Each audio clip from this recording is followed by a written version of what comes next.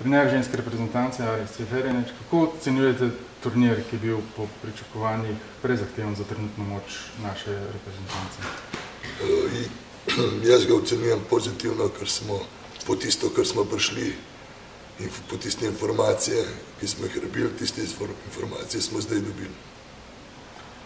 Zakaj ste se po svetovnem prvenstvu na Bledu odločili v dodatno pomladitev ekipe? Več ali manj silom prilik. Pa so novinke v reprezentanci upravičile to zaupanje?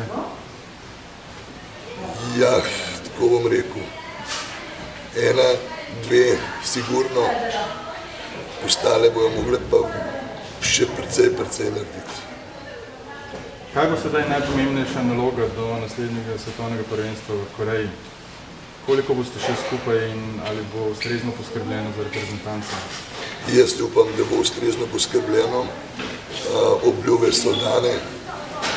Jaz upam, da se bojo teh obljub držali, da bomo imeli dovolj priprav.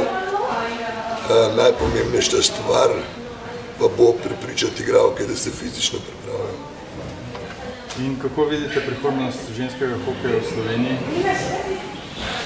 Dokler ne bomo začeli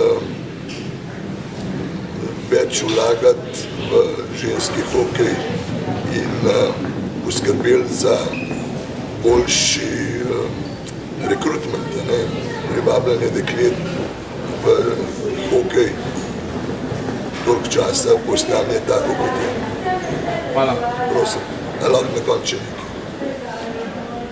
Za konec bi pa rad poslal lepe pozdrave našemu zvestnemu prijatelju, navijaču ženskega hokeja Klemenu Tičarju.